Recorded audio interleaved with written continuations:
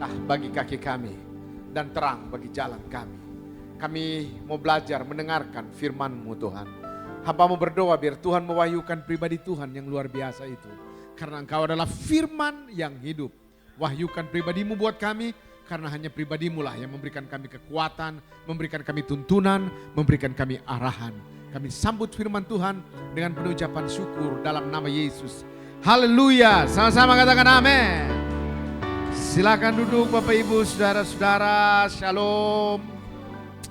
Haleluya, kita berjumpa lagi di sore hari ini. Saya akan membahas buat saudara tentang bagaimana membangun kebiasaan atau membangun habit. Karena begini, saya akan memulai dengan ini. Karena banyak orang yang akhirnya gagal dalam mencapai visi dan mimpinya oleh karena gagal membangun kebiasaan atau gaya hidup untuk mencapai visinya. Lagi, banyak orang yang gagal mencapai visi dan mimpinya. Ada visi, mimpi ada, ya kan? Gagal. Kenapa? Karena memang tidak membangun kebiasaan yang baik untuk mencapai visinya. Jadi kebiasaan itu menjadi sesuatu hal yang penting. Kamu baca autobiografi dari orang-orang yang hebat, orang-orang terkenal.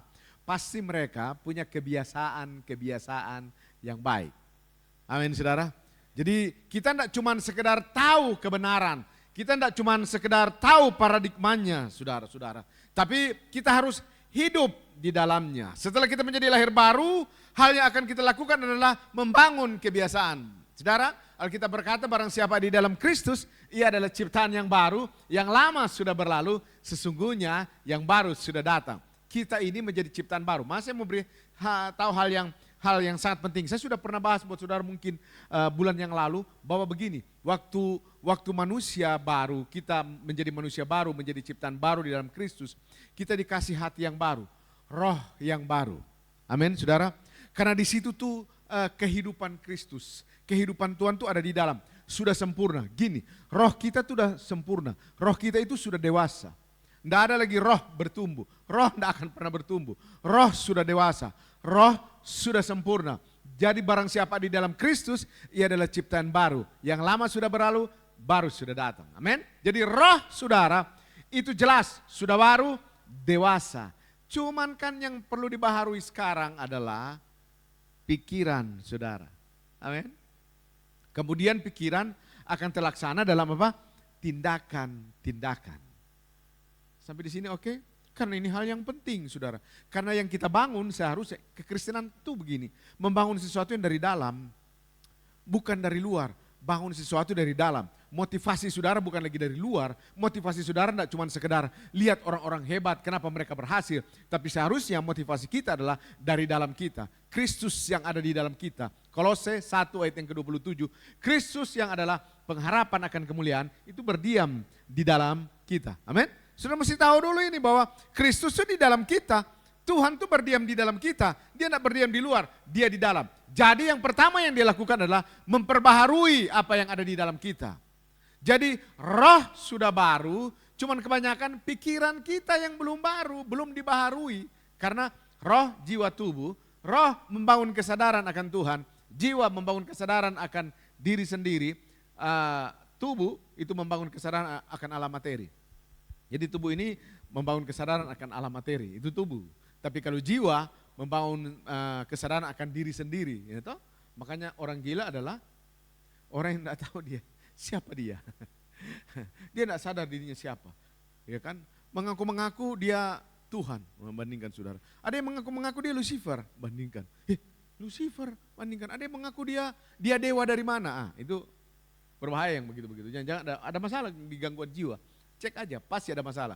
Dia nggak tahu dirinya sendiri. Nah, kesadaran akan Tuhan ini yang mesti terbangun di dalam kita. Di mana itu? Di dalam roh. Roh itu membangun kesadaran akan Tuhan. Makanya arti takut Tuhan artinya kesadaran akan hadirat Tuhan secara terus menerus. Nah, itu terjadi di mana? Di roh.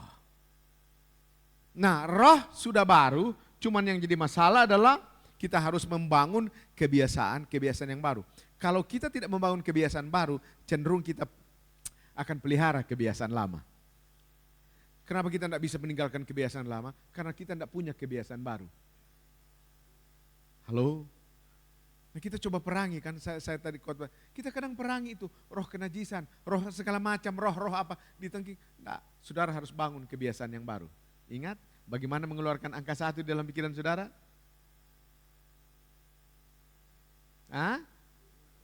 Pikirkan angka 2. Saya sudah bilang berulang-ulang loh sama saudara.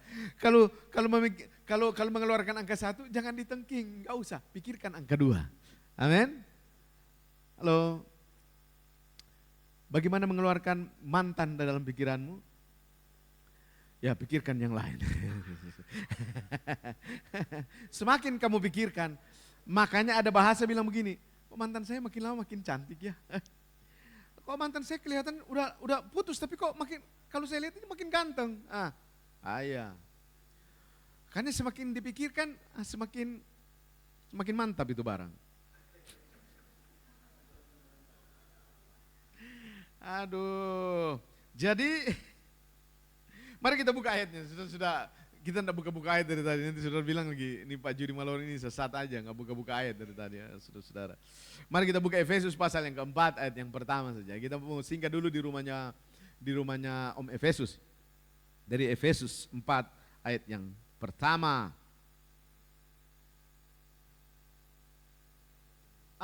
Sebab itu aku menasihatkan kamu, aku orang yang dipenjarakan karena Tuhan, supaya hidupmu sebagai orang-orang yang telah dipanggil berpadanan dengan panggilan itu. Orang-orang yang telah dipanggil, orang-orang dipanggil itu adalah orang-orang yang telah menerima Yesus sebagai Tuhan, menerima panggilan Tuhan. Orang-orang yang sudah mengalami ciptaan baru di dalam Kristus. Amin. Nah, Alkitab bilang dalam kitab Efesus, orang-orang yang dipanggil itu hendaknya harus berpadanan dengan panggilan itu. Maksudnya berpadanan itu bagaimana? Saya sudah jelaskan berulang-ulang buat saudara. Kalau mau ke pesta jangan pakai baju renang. Itu tidak berpadanan. Walaupun ke pesta ada baju-baju yang seperti orang berenang. Di sini enggak, di luar sana banyak. Nanti di luar sana saya bilang di sini juga enggak ada.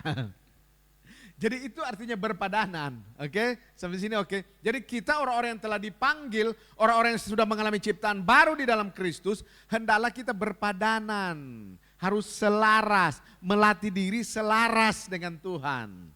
Di situ ada ketaatan, di situ ada konsisten. Kita tuh harus selaras dengan itu. Walaupun ya kalau mau dikhotbahin kan gampang aja ya. Tapi dalam pelaksanaan kan agak berat-berat juga. Saudara sini ada komsel kan? Kelompok-kelompok kecil kan? Kenapa perlu kelompok-kelompok kecil? Karena di situ saudara membangun, dikuatkan, diarahkan tuh di situ. Halo?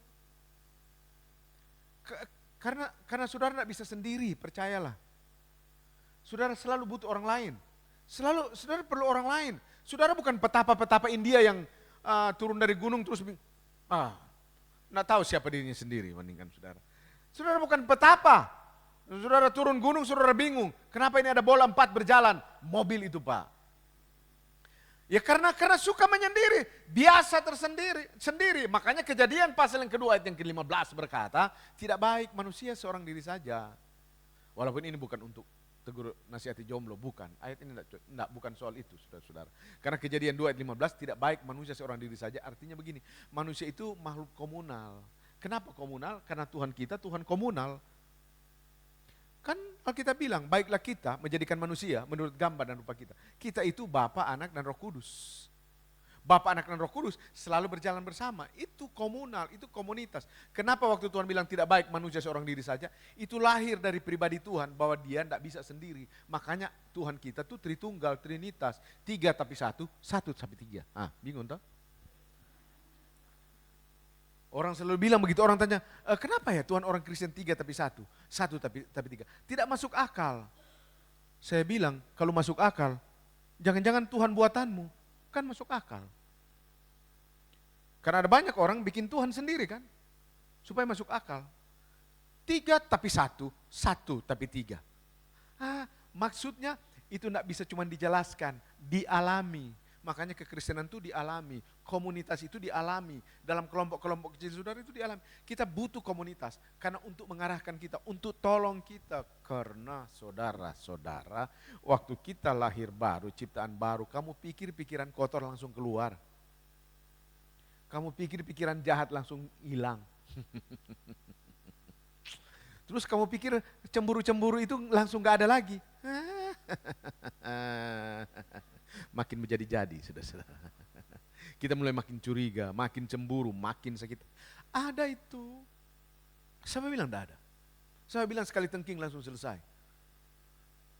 Itu akan ada. Makanya kita perlu komunitas untuk tolong kita, untuk arahkan pikiran kita. Kita perlu teman setidaknya 2-3 orang gitu. Di mana kita saling berbagi, saling menasihati, saling menegur, saling menguatkan satu dengan yang lain.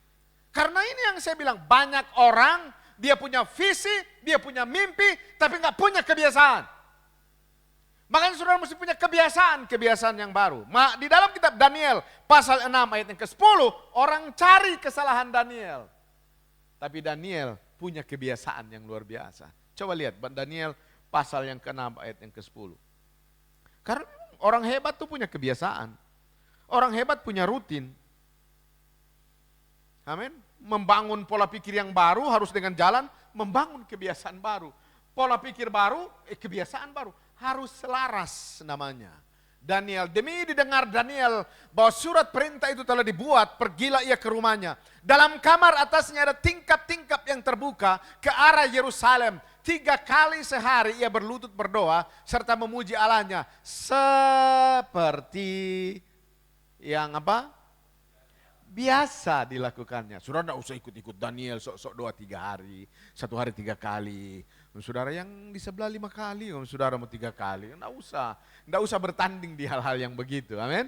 Tapi saudara punya kebiasaan, punya rutin yang saudara harus bangun. Karena kebiasaan itu membentuk kultur saudara, kebiasaan itu membentuk budaya saudara. Kultur ini begini, kemampuan yang mengubah orang tanpa orang itu menyadarinya. Itu kultur, itu budaya.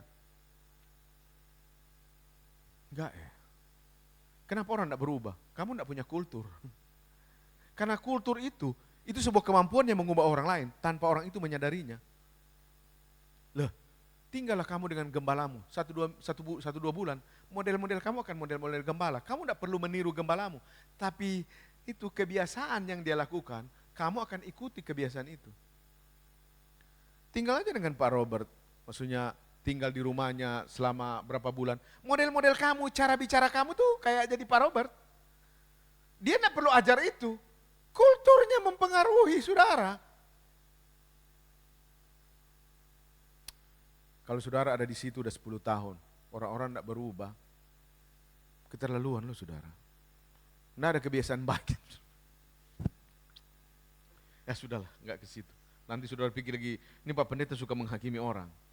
Tidak menghakimi Bapak-Bapak Ibu, cuma mengingatkan. Karena kita perlu bangun kebiasaan baru. Halo, sekali lagi, ini saya mau ulang-ulang. Karena kalau kamu tidak membangun kebiasaan baru, cenderung kamu akan balik kepada kebiasaan yang lama. Halo, sudah mulai terpikirkan kebiasaan lamamu? Bikin kebiasaan baru. Gampang toh? Gampang. Untuk kuasai sebuah kota, rubah jalan ceritanya. Rubah aja jalan ceritanya. Untuk mengalahkan semua bentuk yang lama-lama di dalam kita, bikin kebiasaan baru. Karena orang hebat itu punya rutin, membangun rutinitas. Sebab saudara adalah apa yang saudara kerjakan. Atau saudara adalah rutinitas yang saudara lakukan. Habit, kebiasaan. Saudara itu adalah kebiasaan. Saudara mesti membangun kebiasaan-kebiasaan yang baik. Dan itu harus saudara lakukan. Kalau enggak kita akan muter-muter begitu saja. Apalagi paling banyak anak-anak muda ini kan. Muter begitu terus. Ada masalah datang ke pendeta minta didoain. Selesai, balik lagi. Minggu yang depan dia balik. Atau bulan depan dia balik. Persoalannya sama. Saya selalu bilang sama anak-anak, ini anak-anak rohani saya. Anak-anak rohani saya, anak-anak rohani yang terdekat dengan saya. Saya bilang keledai itu tidak akan pernah jatuh di lubang yang sama. Jadi kalau kamu selalu jatuh di lubang yang sama, agak keras sih, maaf. Keledai tidak jatuh di lubang yang sama. Dia udah tahu lubang ini yang pernah dia yakin jatuh. Tapi kalau kamu jatuh selalu di lubang yang sama, saudara jawab saja. Nanti saudara bilang, Pak Pendeta menghakimi. Enggak, cuman mengingatkan. Kalau kamu selalu begitu, lebih bagus pelihara keledai.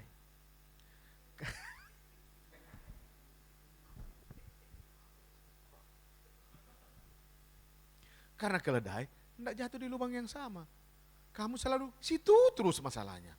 Jatuh di situ terus. Tuhan Yesus. Kebudayaan adalah atau budaya adalah apa saja yang kita kerjakan tanpa pikir. Sesuatu yang berulang-ulang, konsisten dilakukan. Hasilnya itu tanpa kita pikirkan, itu udah jadi natural. Bangun pagi, buka mata, buka telinga, buka handphone. Itu jadi habit. Itu tidak perlu dipikirkan, tiba-tiba tangan kamu udah di handphone. Bandingkan saudara, buka, handphone. Luar biasa. Kebiasaan apa itu?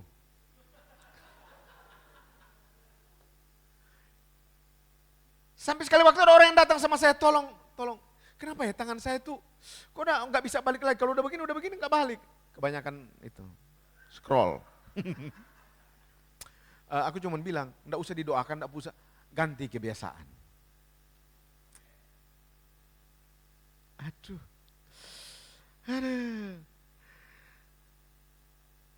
Jadi sudah natural.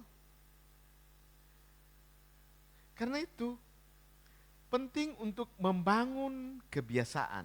Yang pertama yang saudara harus latih adalah melatih ibadah kamu. 1 Timotius 4 ayat yang ke-7 sampai yang ke-9. Melatih ibadah. Latihan ibadah. Ibrani 10 ayat 24 dan 25 bilang, sambil saudara buka saja 1 Timotius 4 ayat 7 sampai 9, 1 Timotius 4. Ibrani bilang bahwa jangan kamu meninggalkan pertemuan ibadah kamu seperti yang dibiasakan oleh beberapa orang. Kata ibadah di sini bukan worship service, kan di zaman itu belum ada kebaktian hari Minggu. Tidak ada, pertemuannya malam. Jadi kalau ibadah worship service bukan itu maksudnya.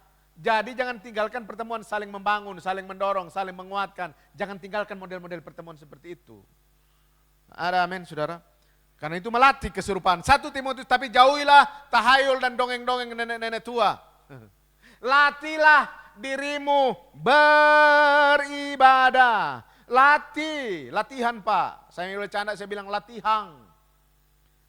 Buat orang-orang timur dia bilang latihan Pak. Tapi dia terbiasa dengan latihan. Sampai dia nggak enak, akhirnya pulang di rumah dia belajar latihan. Bisa. Kemana bro? Latihan. Sedap. Habis ini mau kemana? Pelabuhan, sama tetap balik. Pulang lagi, latih lagi. Gitu. Pak, pesan nasi goyeng 1. Nasi goreng Pak, nasi goyeng. Terbiasa dengan goyeng, pulang ke rumah dia. Latih goyeng, goreng. Bisa. Mas, pesan nasi goreng 1. Mantap. Siapa? Minum es jayuk. Sama, balik lagi. Balik. Kurang latihan. Menyesal saya bicara ini sama saudara. Saudara nanti ingat lucunya. Saudara ingat apa yang saya sampaikan ini? Menyesal saya. Panggil aja Mongol lebih bagus dia itu, lucu. Tapi kayaknya enggak terlalu lucu, saya lucu. Kelihatan sudah mulai mengantuk, jadi saya agak sedikit-sedikit mop timur saja. Gitu.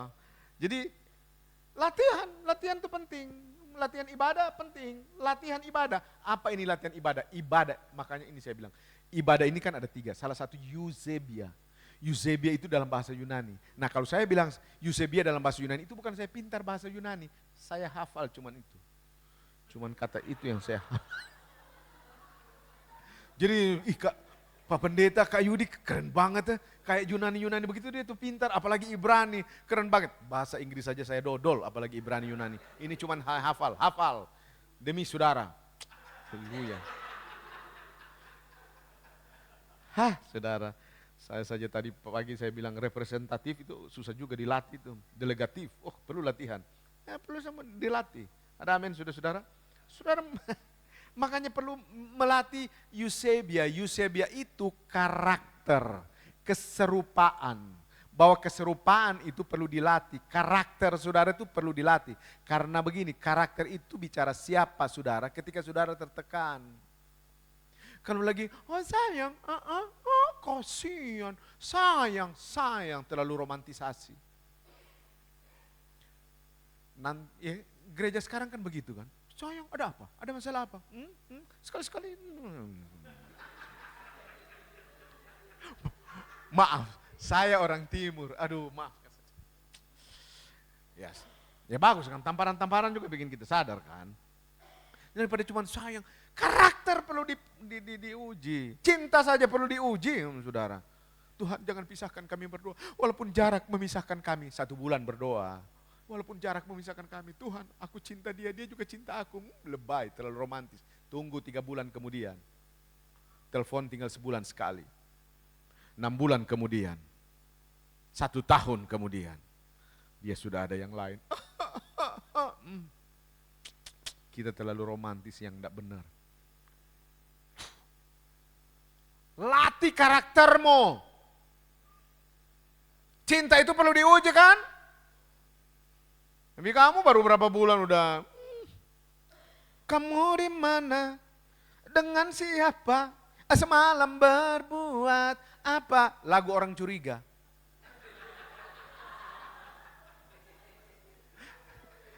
Pacarnya cuma jalan dengan orang lain, kamu di mana, dengan siapa, semalam berbuat apa? Halo? Kan kasih itu, cinta itu perlu kepercayaan. Oh enggak percaya, kalau saya jalan dengan perempuan lain bukan berarti saya sayang dia, cuma teman aja.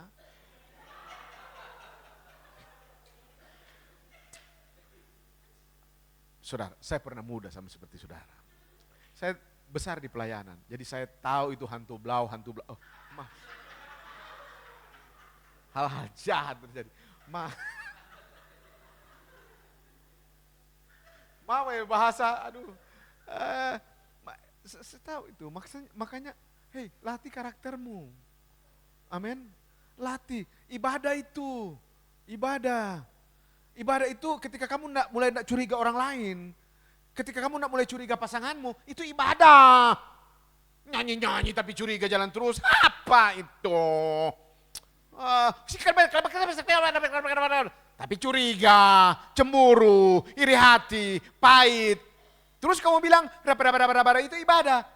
Halo, kamu di mana? Tidurmu terlalu miring.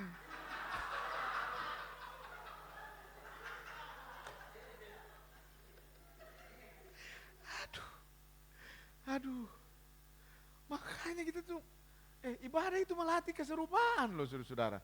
Kita kurang latihan di sini. Banyak orang latihan bagus, talentanya bagus, tapi karakter itu perlu dilatih. Amin. Amin. Semua dalam kehidupan kita tuh perlu dilatih. Ibadah itu latihan. Kamu dimarah-marahin sama kakak rohanimu itu latihan.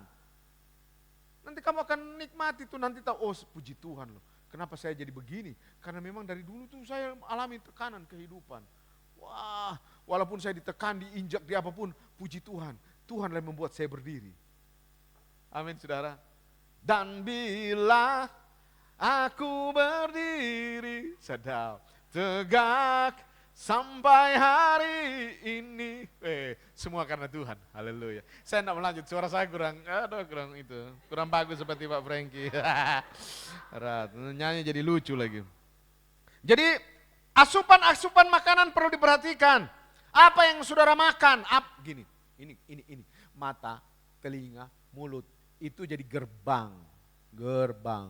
apa yang kamu makan akan memakanmu. Ngerti enggak? Makan banyak nasi. Jangan heran, buncit, gemuk, kolesterol, asam urat. Makan sayur. Cuman yang heran gajah makan sayur tapi besar. Nggak, itu bercanda. Cuman kan begini, asupanmu itu penting saudara-saudara. Saya berhasil menurunkan berat badan dalam setahun ini 15 kilogram. Cuman itu dengan intermittent. Saudara pikir intermittent enak? Jam-jam begini.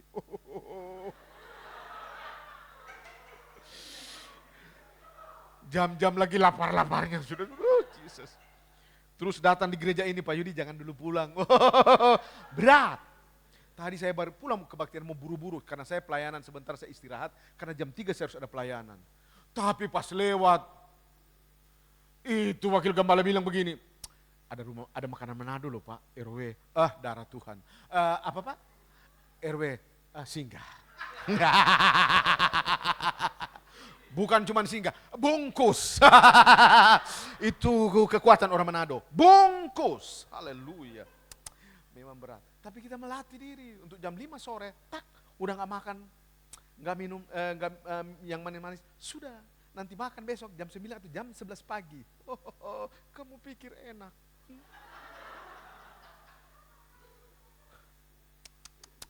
Apalagi saya kalau pelayanan di beberapa daerah, saya kan Bang Toib, setiap 2 minggu itu saya pergi. Itu makanan. Dan tahu enggak, ada di Golfin sana, ada satu rumah makan yang paling enak. Dia itu ada kepiting.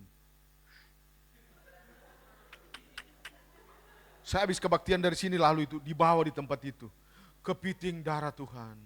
Saya bilang, Pak saya intermittent. Tetap makan Pak biar sedikit Pak. Oh haleluya. Orang Manado enggak bisa sedikit. Pak Robert ini paling bisa. Makanya saya bilang Pak Robert habis khotbah saya pulang. Sebab bahaya nanti pulang Pak kita singgah dulu itu yang itu di rumah makan itu. Yang ada itunya. Nanti tanya Pak Robert tempatnya di mana. Asupan penting, makanya mata kita perlu dijaga, telinga kita perlu dijaga, mulut kita perlu dijaga. Penting untuk lihat, kalau tidak perlu dilihat, jangan dilihat. Latih. Wow, skip. Balik lagi skip dodol, skip.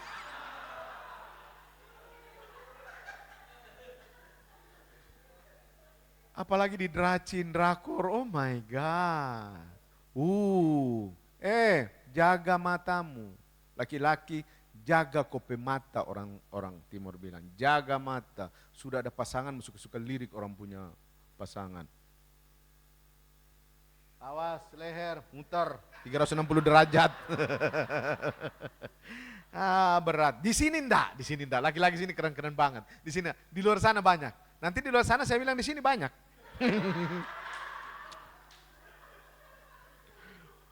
Makanya makan apa yang perlu. Kita tuh tidak terantuk di batu-batu yang besar. Cuman kecil-kecil, hal-hal kecil, ya kan? Cuman biasa aja. Nggak mau jatuh dalam masalah-masalah percabulan, jangan tengking roh percabulan. Jangan terlalu pegang-pegang lama kalau belum muhrim. Tapi kan nggak apa-apa. Ya nggak apa-apa mulai sekarang. Habis itu kamu pegang-pegang yang lain. Kalau kamu datang sama saya tempeleng. Itu enggak perlu ditengking. Bahwa itu salah maksudnya. Makanya jangan datang sama saya kalau yang begitu-begitu. Siapa juga mau datang sama Bapak? Yang kedua. Yang pertama melatih kebiasaan, oke. Jangan tangkap yang lucunya. Ini saudara, nanti undang ya Pak Yudi lucu. Bayar mahal. Mongol saja bayar mahal cuma berapa detik, berapa menit. Saya mahal kalau lucu-lucu begini. Karena sekali waktu. Saya khotbah di sebuah gereja, besar tuh gereja. Jemaat diberkati lucu. Diantarlah saya pulang. Setelah pulang tahu nggak? Ada orang datang, kata yang ngantar saya, Pak ini ada persembahan lagi. Oh kenapa? Jemaat senang, lucu, bandingkan persembahan. Saya janji sama Tuhan, saya enggak mau datang di situ kalau cuma untuk lucu-lucuan. Sembarang. Tambah lo persembahannya gara-gara lucu. Untung saya bilang begini, kurang. Mongol 200 juta. Jangan yang begitu-begitu. Saya juga kadang mesti melatih diri begitu. Jangan datang ke kebaktian cuma karena persembahannya banyak. Kalau yang kecil-kecil enggak. Tahun 2 tahun ini saya pelayanan ke Ternate, ke Maluku Utara. Perjalanan 9 jam, ongkos sendiri. Jarang-jarang ke sini kan. Lebih banyak di sana. Karena memang mesti dilatih yang begitu-begitu. Halo. 2. Saya tinggal berapa menit? Saya bikin cepat. Saya tinggal diatur, mau tinggal 5 menit, 3 menit, enggak apa-apa, tinggal diatur aja. Yang kedua, melatih keinginan. Melatih keinginan. Kalau kamu mau menang dalam pertempuran, latih keinginanmu. Kalau kamu mau menang dalam pertempuran kehidupan, latih keinginanmu. Kita kurang melatih keinginan. Sudah lahir baru, ciptaan baru. 2-3 bulan pertama, Yesus, haleluya. Tuhan, 3 bulan. 4 bulan, so halelupa. Balik lagi kebiasaan lama. Saudara pikir enggak begitu, saudara pura-pura juga mau sosok rohani. Enggak. Kadang orang cuma 1 tahun aja kelihatan, baik sekali, bagus. Keinginan itu masih ada di dalam. Kita dilatih, kita harus latih. Keinginan itu ada di dalam. Ada banyak keinginan daging, keinginan mata, keangkuhan hidup. Itu ada, semua kita punya keinginan. Di Manado tuh banyak ibu-ibu selalu marah sama bapaknya. Dia bilang begini, kamu Pak gimana ini? Ini sudah mau Natal ini. Di rumah ini ada kulkas, tetangga kulkas baru, televisi baru. Rumah mereka dicat baru. Kapan kita Pak? Suami bilang, tenang sayang. Ada proyek 2 yang cair di depan. Oh ya sayang, mau teh, kopi apa susu? Biasa jadi bagus kan. Terus dia tanya, sayang itu proyek apa yang mau dicair? Kalau enggak bibirmu yang pecah, matamu yang bengkak. Terlalu banyak keinginan. Hei, ada banyak keinginan. Kita tidak mau bohong, mau pendeta, mau saudara yang lagi duduk. Ada banyak keinginan.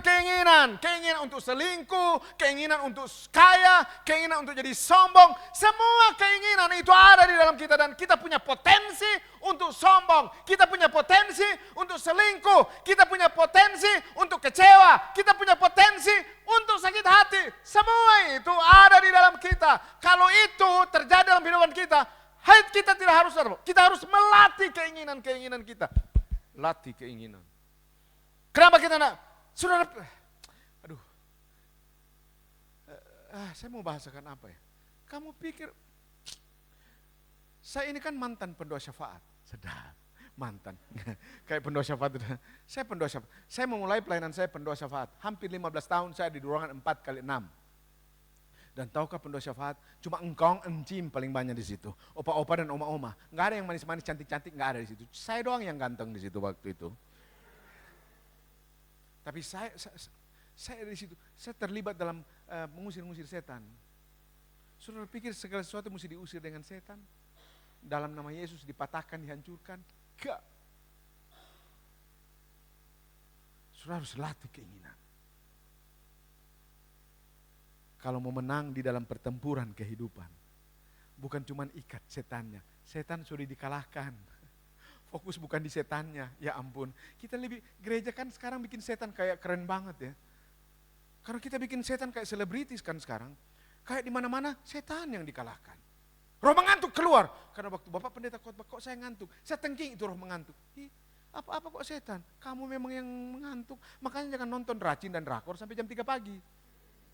Makanya di gereja mengantuk. Terus kamu salahkan setan. Setan bilang saya sudah salah dari awal. Kita apa salahkan setan? Salahkan dirimu. Kayaknya saudara perlu mendisiplinkan dirimu. Disiplinkan dirimu. Latih keinginanmu. Untuk memenang di dalam pertempuran, latih keinginanmu. Latih saja. Saya belajar melatih diri saya. Latih diri saya. Istri saya sempat tegur saya, sayang kebanyakan nonton Racin. Karena saya itu waktu masih muda di kampung saya lahir di Filipina Selatan kan. Maksudnya di Kabupaten Provinsi Sulawesi Utara paling utara, maksudnya berbatasan dengan Filipina. Supaya biar kelihatan keren Filipina Selatan. Saya suka nonton film-film Cina dari awal. Ada di Ko Aseng di itu dia selalu putar itu video. Kami harus bayar 50.000 cuma nonton Seruling Sakti. Itu. Jadi waktu di zaman ini saya suka nonton yang itu. Saya suka nonton berjam-jam. Habis pulang pelayanan saya cuma nonton. Istri saya tidak tahan dengan yang begitu-begitu kan. Dia bilang, janganlah. Kamu kan bilang apa yang kamu makan akan memakanmu. Buat saya untuk tinggalkan itu berat juga. Udah terbiasa kan, nonton anak kecil tiba-tiba dia bisa lihat di dalam batu itu ada emas, di dalam batu itu ada giok, keren banget. Terus dia bisa bicara dengan tikus, dia bisa bicara dengan pohon, dia bicara dengan bunga-bunga, cuman untuk tolong itu orang kaya yang sudah jatuh miskin. Keren banget. 2 jam, saya nonton sampai selesai. Suka sih, tapi ada saat begini, kamu enggak harus seperti itu. Saya itu suka sekali, mungkin saudara enggak sekarang, saya kelihatan keren, tapi saya suka itu, lagu paling saya suka itu Tembang Kenangan. Pokoknya yang lama-lama itu aku paling suka.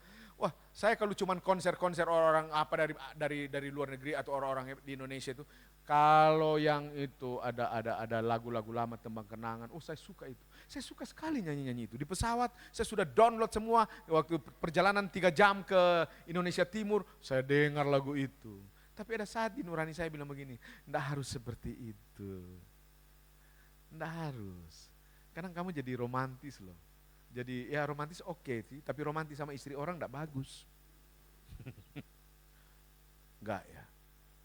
Ada saat-saat apa yang kita suka, kadang enggak, kita harus batasi itu. Ada amin saudara-saudara. Ada amin. Ada keinginan-keinginan yang lain kita punya, ingin itu, ingin ini. Hei, saudara, itu bukan film Jepang. Aku ingin begini, aku ingin begitu, ingin itu. Banyak. Saudara banyak diinginnya. Latih keinginanmu. Ada amin saudara-saudara. Saya latih untuk kurangi makan nasi. Oh my God. I love nasi putih, saudara-saudara. Saya tidak suka nasi merah, saya suka nasi putih. Sampai-sampai saya sudah terpikirkan di hati saya untuk tulis semua kaos di warna hitam saya itu, I love nasi putih. Saya suka nasi putih. Siapa yang tidak suka nasi putih? Saya suka apa saja. Karena apa saja, semua makanan di Indonesia ini pakai nasi putih pasti enak.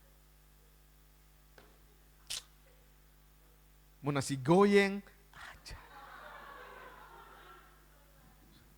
Itu harus dilatih loh.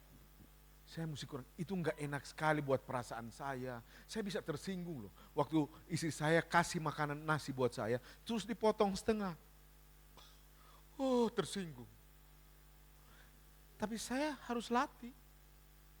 Wah, ini untuk kebaikan saya. Katanya mau umur 80 tahun, 75 tahun, 80 tahun. Enggak jaga kesehatan, sembarang saudara. Latih kebiasaan, latih keinginanmu.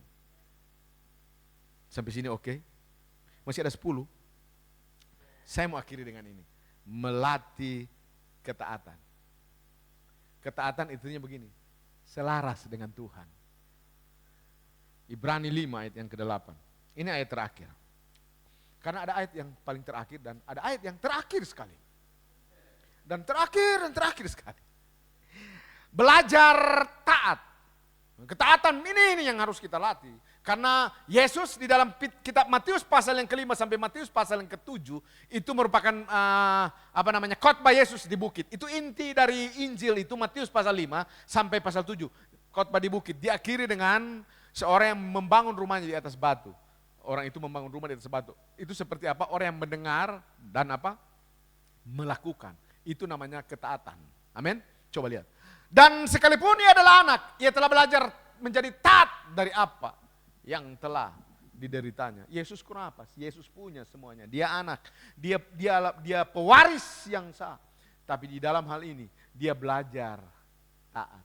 Dia mau belajar selaras dengan kehendaknya. Artinya begini, dia itu ada di bumi ini sebagai manusia juga. Dia manusia biasa. Dia harus belajar taat dengan Tuhan. Nah, saya mau bahas ketaatan, ada banyak saya mau bahas ketaatan. Tapi ini bukan pesanan dari siapapun. Belajar taat kepada pemimpin dimanapun saudara ada. Karena daya rusak dari ketidaktaatan itu hampir 90% kalau diteliti. Banyak orang pindah-pindah gereja cuman apa? Enggak taat kepada pemimpin. Padahal pemimpin adalah alat dari Tuhan untuk membentuk karakter saudara. Banyak orang kenapa di dalam keluarga, kenapa anak-anak memberontak? Karena ini tidak taat kepada orang tua. Wah, tapi papa saya begini, mama saya begini. Enggak, kalau kamu anak Tuhan, kamu harus belajar taat. Taat. Kalau orang tua bilang jam 9 pulang, belajarlah jam 9 pulang. Jangan jam 9 lewat 2 menit Pak Pendeta. Masih boleh lah, toleransi. Kalau tiap malam begitu juga enggak bagus. Latih dirimu untuk jam 9, sebelum jam 9, sudah pulang. Latih. Kita mesti latih itu. Latih kebaktian tepat waktu, latih itu. Datang tepat waktu, latih. Di Manado waktu saya begini pernah youth pastor. Sedap. Saya youth pastor di salah satu gereja yang sekarang gereja terbesar di Indonesia. Sedap. Itu tuh kalau mau, sekarang saya koordinator pendoa syafaat, koordinator doa dan pendoa syafaat. Saya tuh kalau bilang jam 5 doa, udah jam 5 pas tutup pintu. Pintu kunci jam 5. Jadi yang di luar jam 5 lewat 1 menit, enggak bisa keluar. Yang terjadi adalah gembala saya lewat 1 menit, saya tutup peningkan saudara-saudara. Gembala tutup. Tapi enggak apa-apa. Jelaskan bahwa kita harus belajar itu, melatih diri, taat saja. Belajar taat saudara. Karena perubahan itu enggak harus -10 ke -5, itu perubahan. Amin. Itu perubahan. Teman saya bilang sama anak-anaknya, dasarnya anak ini begini-begini. Saya bilang, jangan-jangan waktu kamu umur kayak dia lebih jahat dari kamu. Tidak apa-apa, -10 ke -5 perubahan. -5 ke -1 juga perubahan. Halo, kita tidak bisa rubah orang lain dengan secepat itu. Halo, kamu bukan Superman, Batman, Catwoman. Kolornya di luar, saudara di dalam. Saudara bukan manusia super yang bisa rubah orang lain. Halo, tolong rekaman yang itu dulu. Amin. Jadi perubahan itu berproses, berprogres. Tidak ada langsung orang-orang tiba-tiba berubah. Yuk, kalau saudara mau selaras dengan Tuhan, belajar tunduk dan taat kepada pemimpin dimanapun saudara berada. Entah di kantor, di gereja, di sekolah, di rumah, belajar taat. Karena itu latihan. Itu akan sangat berpengaruh bukan cuma untuk hari ini. Itu akan berpengaruh untuk masa depan saudara.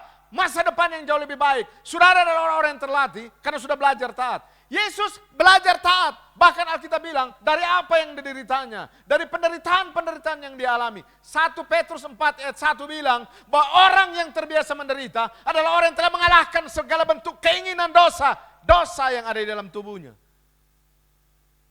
Karena dia belajar taat sampai mati. Bahkan ketaatan Yesus memberi inspirasi buat orang lain. Sebab kalau kamu taat, kamu akan menghakimi orang lain, menghakimi malaikat-malaikat. Kamu akan jadi trendsetter. Jadi taat saja, taat kepada Tuhan. Luar biasanya orang Kristen, orang percaya adalah ketaatan saudara selalu disertai dengan penyertaan Tuhan yang luar biasa. Roh Kudus pasti menolong saudara. Roh Kudus pasti memampukan saudara. Itulah sebabnya kenapa kita penuh dengan kasih karunia. Itulah sebabnya kenapa Yesus datang membawa kasih karunia. Karena kasih karunia adalah penempatan kemampuan Tuhan di dalam hidup saudara. Memampukan saudara ketika saudara tidak mampu. Jadi ketika saudara tidak mampu, ada Tuhan yang akan kasih kemampuan buat saudara. Cuman masalah kita terlalu agamawi, kita takut gagal, kita takut jatuh, kita takut salah. Gara-gara kita takut gagal, kita takut salah, kita takut jatuh, maka kita sering gagal, sering jatuh, sering takut. Kenapa? Itu. Makanya saya bilang, fokus kita pada kebenaran. Taat. Taat saja. Taat saja. Jangan taat kayak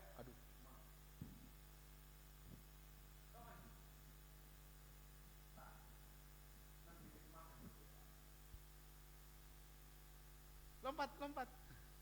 Habis lompat, keren Blacky, makan. Ketaatan kita bukan karena upah. Ketaatan kita karena kita mengasihi Tuhan. Karena Tuhan telah menyentuh hati kita dengan kasih-Nya yang luar biasa. Yuk, latih ketaatanmu. Mulai dari sekarang, definisikan itu saja. Saudara, saya percaya kalau kita mulai latih ketaatan kita. Karena ketaatan kita akan memberi dampak. Bukan cuma untuk diri kita, tapi orang-orang yang ada di sekitar kita. Dan ini, generasi yang akan datang. Karena apa? Ketaatan kita. Tahukah saudara, ketaatan Yesus memberi pengaruh buat hidup saudara dan saya. Kalau dia tidak taat sampai mati, saudara akan pernah menerima anugerah keselamatan. Tapi Yesus sampai mati. Tahukah saudara, ketaatan saudara akan berdampak di generasi yang akan datang. God bless you. Tuhan memberkati saudara. Terima kasih Tuhan untuk firman-Mu yang telah dilepaskan di tengah-tengah kami. Kami percaya firman-Mu yang memerdekakan. Terima kasih untuk habit yang baru, kebiasaan yang baru kami latih. Dan kami percaya Tuhan tidak pernah tinggalkan kami. Jemaat-jemaat Tuhan, umat-umat Tuhan yang ada di sini, kami percaya Roh-Mu selalu ada bersama-sama dengan kami. Menolong kami dalam setiap musim kehidupan kami. Kami mengucap syukur untuk firman-Mu. Dalam nama Yesus kami berdoa. Haleluya. Amin. Tuhan memberkati.